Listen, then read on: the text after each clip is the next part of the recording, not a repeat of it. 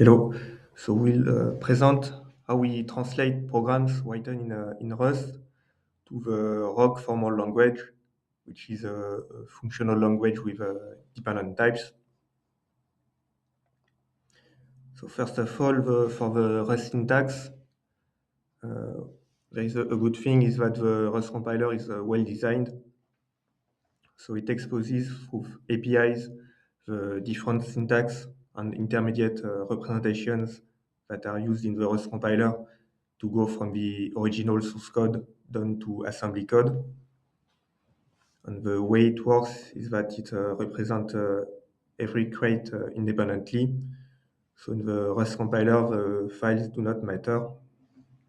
When you compile a crate, you have access to everything, and all the layers are cleanly exposed by the Rust compiler APIs.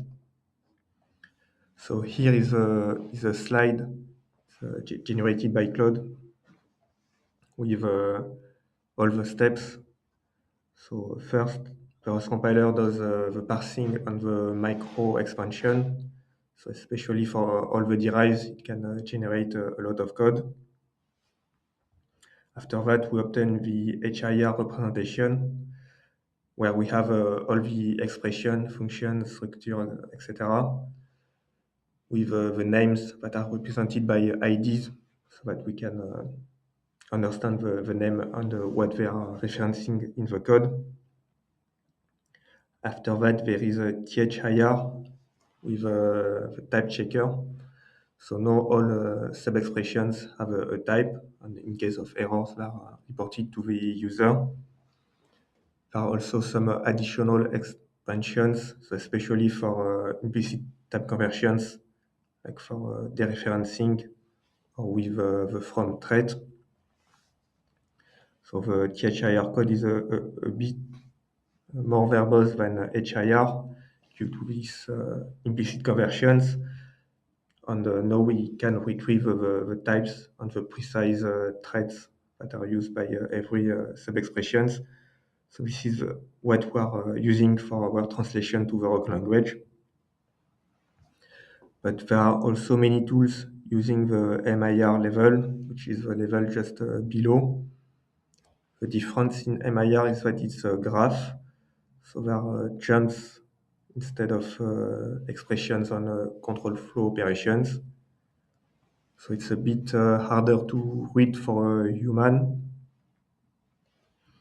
but it's also convenient for some algorithm. In particular, the borrow checker is running at this level, and as well as a lot of optimization. And after that, it gets translated to the backend.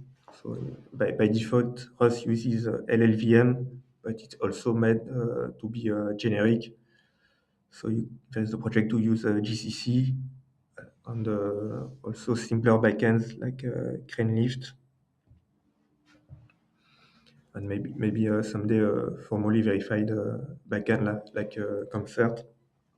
So there are clear separations between each step. And for the APIs of Rust compilers, they tend to change quite a bit with upgrades, but overall they're well designed, and there is a cargo integration so that you can make a cargo command.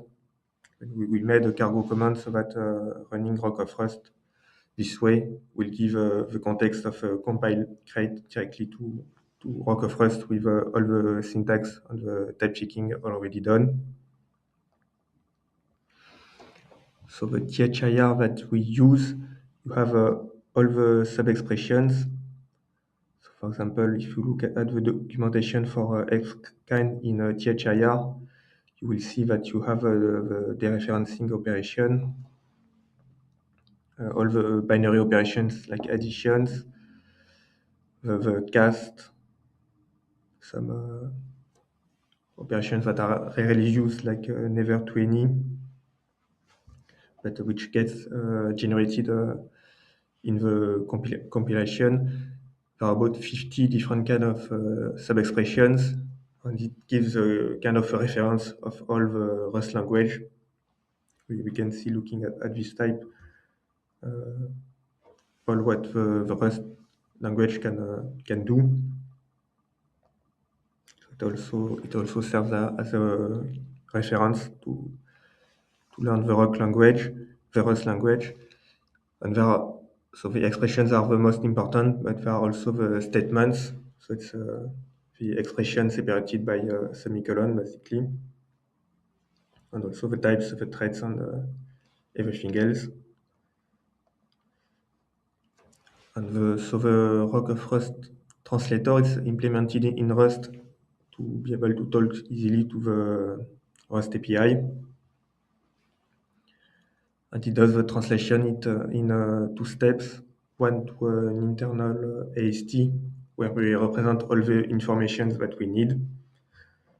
After to an intermediate AST, just to help the pre-printing. And after we generate the rock string of the output. So for the AST, we follow the structure of THIR,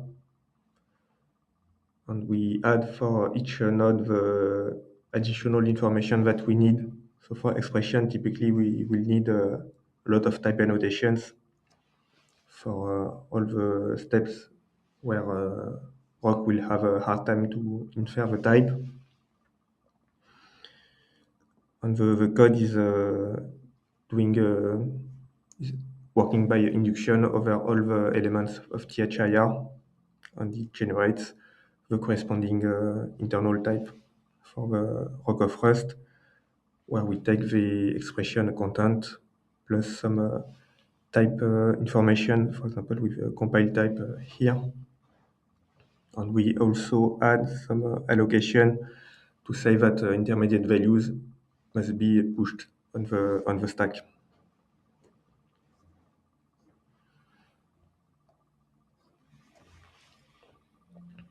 So most of the translation is one-to-one.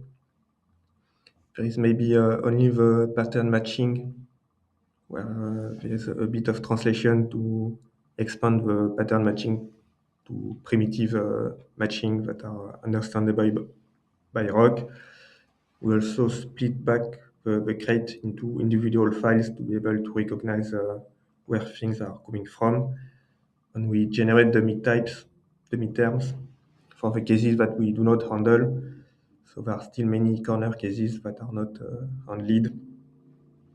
But as we go on the more crates and verify more programs, we make a definition for these terms.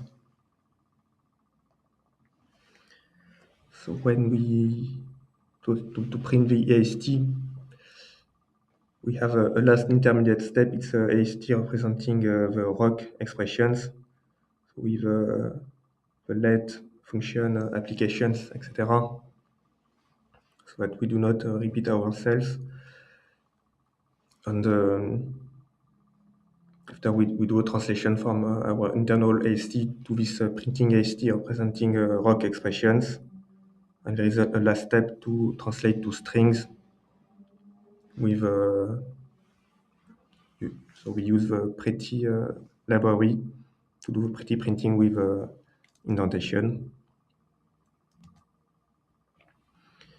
And to get on an example, so the example of last time was the option file from the core library, and it gets extended to this definition. It's basically all the THIR informations. And the translation is made to be diff-friendly, so meaning that when there is a change in the source code, the change in the translated Rock code should be proportional to the size of the original diff. So I think it's important to make sure that the verification is maintainable. And for that, the main ingredients are that to keep the ordering of the definitions, keep the file structure, and use as few generated names as possible, so that you do not have for example, a new variables that makes all the other variables changed by an index, for example. It will create a diff that is too large. Yes. So for the next time, we'll see on the Rux side how we make a definition for all the primitives that are here, so that it does that check. And the links are here to our GitHub in particular, to, as this project is open source. Thanks.